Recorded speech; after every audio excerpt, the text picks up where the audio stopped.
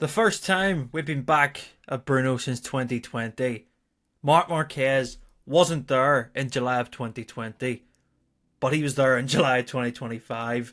5 Grand Prix wins in a row for the 93. He becomes the first rider in Ducati history to take 5 wins in a row. What else can you say about the guy? He has a 120 point lead in the World Championship. It's more of a case of working out where he's going to win this World Championship. Takes his 8th Grand Prix victory of the season. And yeah, on the weekend, 5 years ago, where his career changed, his life changed with that crash at Jerez, we're witnessing arguably the greatest comeback in all of MotoGP history. It's a bold statement saying that, but in my time, I'll never witness anything like this again. Yeah, Mark is incredible. Any conditions thrown at him this weekend, wet, dry, tyre pressure problems, whatever, he still comes out on top and he's able to beat everyone. And I think it shows the gulf in talent between everyone on this grid, that the Ducatis actually struggled this weekend when you look at the results. Pecco Bagnaya's P4 isn't actually a bad result in the grand scheme of things, but Mark is able to make the difference on that bike. He had Marco Bezzecchi to deal with in the Grand Prix, Pedro Acosta in the sprint. It doesn't faze this guy. I can't understand and stress enough that he's just different to everyone else, but in the sense that every factor of his ability as a rider is different. He is so calculated, he thinks differently to everyone else, and he has this massive presence that he just comes across as inevitable. You can't beat him when he's in this vein of form. He even touched on it there after the race when speaking to MotoGP.com, that he feels like he's in 2019 mode again. It's the best he's felt since then. Even referenced his season in 2014. It only goes one way. He wins, and he does it in different fashion. Yeah, he's remarkable. As I said, 5 years on from that crash. I believe it's actually a day apart. So the 19th of July 2020 was the day of the crash. 20th of July 2025, he's in the lead of the World Championship by 120 points over his brother. And yeah, Marc Marquez heads into the summer break completely in control. And yeah, when's he going to wrap up this title? Essentially, that's the next question. But we'll get into the race. It was a tyre race. That's how I can put it. It was attritional.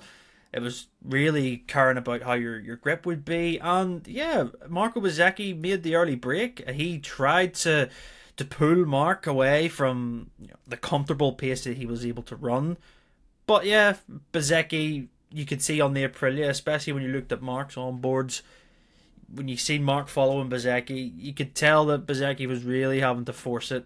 And it wasn't like Mark hitting every apex, every line, no problem. And he made the move when he felt the tyres drop off Mark, and off he went into the distance.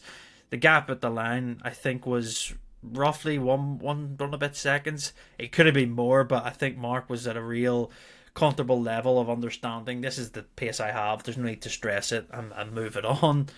Yeah, Pedro Acosta, first double podium weekend he's had since 2024. He looked fantastic all weekend. I thought he was going to win the sprint after the tyre pressure debacle that we had yesterday with Mark. But yeah, really solid from Acosta. I think that he deserves a lot of praise for how his season's gone. He really was in the dark part of his season at the very start, and has guided himself through that with KTM, with an attitude change, riding style change, and the bike has progressively got better. And yeah, we've fairly seen that this weekend from Acosta and Enea Bastianini, who we'll come on to as well.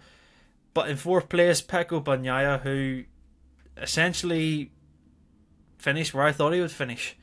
His P4 in the Grand Prix just highlights, even when he's the second fastest Ducati, he still has to deal with other manufacturers, and he doesn't get onto the podium, starting from pole position, which you could say fortuitously he got quite lucky getting it, but he got pole position. He stayed on the bike. He got the lap in there, and it fell nicely for him. But even in the sprint yesterday, he had electronical issues on the dashboard that told him he needed to drop back and get his tyre pressure into the right window. Well, it turns out he didn't need to. He was fine.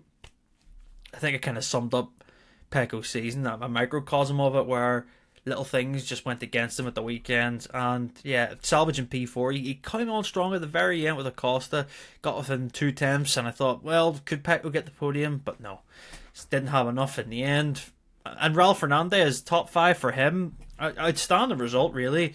I've been a critic of Ralph Fernandez, and I think many people have, because I think that he's got a free pass for a lot of years in terms of showing his true potential in MotoGP. But P5 for Trackhouse, a great result for him.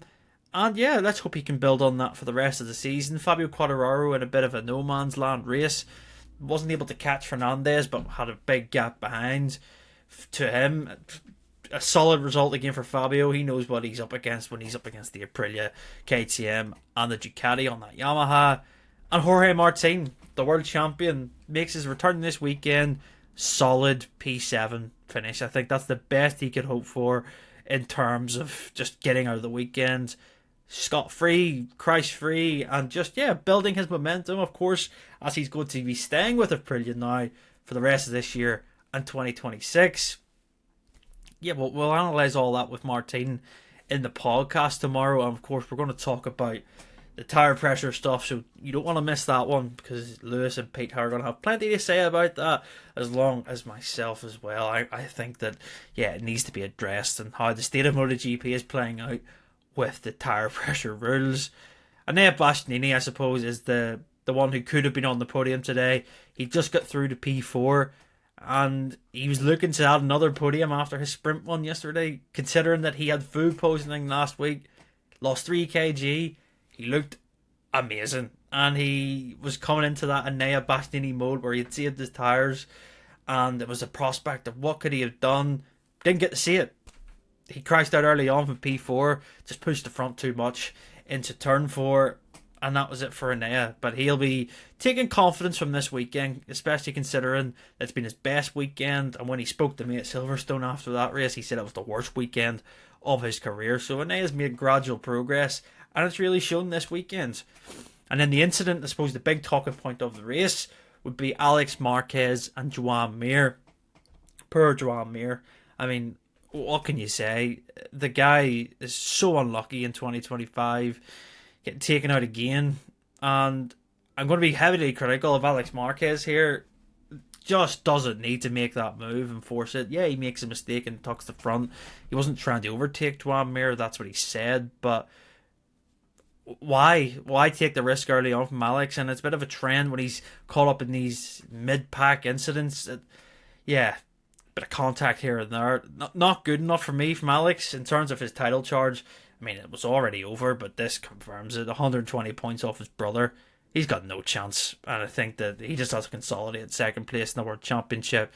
And we'll see what happens going forward. But Marc Marquez, into the summer break, back from Brno, the momentum is going to be right there for him. He even said in the press conference there that he wanted to race next weekend because he wants to keep the how can I say, the show rolling essentially, and keep the good form there. But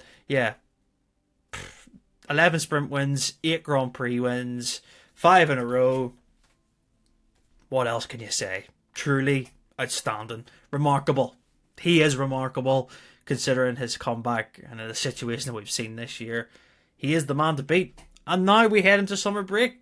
What are we going to talk about? Well, don't worry, we're going to have you covered here on the Crash MotoGP YouTube channel. Season reviews at this point. We're going to give you rider ratings. We're going to give you more podcasts. Don't worry, we'll have you covered for the next 3 weeks until we get to the next round in Austria. And if you enjoyed this video, make sure to like, subscribe, comment on what you thought of the race weekends, and we'll see you next time. Take care.